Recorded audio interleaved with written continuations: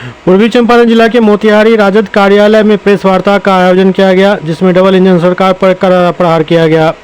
राजद के द्वारा आरक्षण के मुद्दे पर बड़ी मांग की गई और इसके साथ ही आगामी 28 नवंबर को 65% आरक्षण को लेकर जिला मुख्यालय पर धरना प्रदर्शन करने का ऐलान किया गया।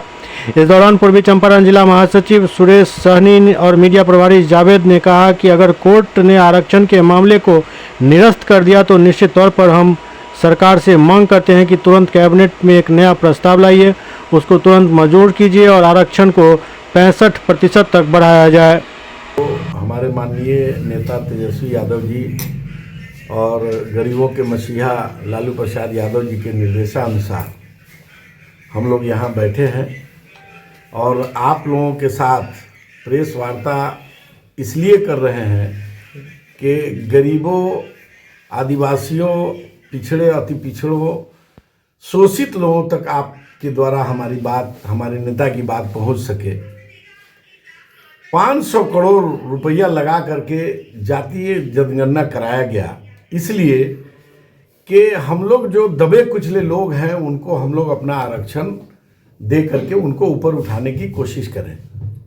हमारे नेता ने इस पर बहुत अच्छी पहल की, जनगणना हुआ भी, लेकिन 65% जो आरक्षण देने की बात है उसको ये सरकार बीजेपी के गाइड पर, बीजेपी के निर्देश पर इसको आज तक लागू नहीं किया और न लागू करने की कोई पहल कर रही है।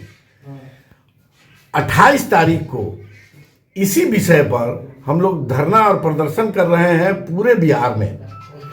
उसी तरीके से उनके आदेशानुसार, हमारे नेता के आदेशानुसार हमारे मधुबन जिला, हमारे पूर्वी चंपारण जिला में भी धरना पुरजोर होगा। हमारे सभी शोषित लोग हम लोगों को साथ देने के लिए आ रहे हैं।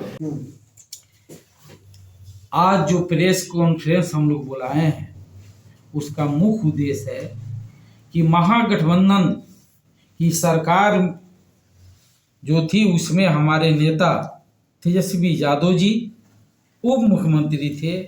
उस समय जातीय जनगणना, जो जातीय गणना जो कराया गया उस पर 500 करोड़ रुपया खर्च करके जातीय गणना कराया गया और उस जातीय गणना के आधार पर आरक्षण के दायरा को बढ़ाकर 65% किया गया।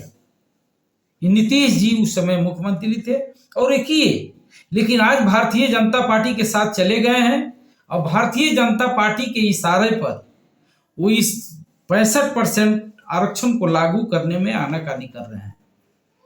इसी मुद्दा को लेकर हमारे प्रदेश नेतृत्व के निर्देशानुसार हम लोग 28 तारीख को मुख्यालय पर एक दिवसीय धरना देंगे और बिहार के जनता को बताएंगे कि नीतीश कुमार जी भारतीय जनता पार्टी के इशारे पर जो इकरारनामा कर रहे हैं, दलितों के साथ खिलवाड़ कर रहे हैं, पिछड़ों और अति पिछड़ों के भविष्य से खिलवाड़ कर रहे हैं।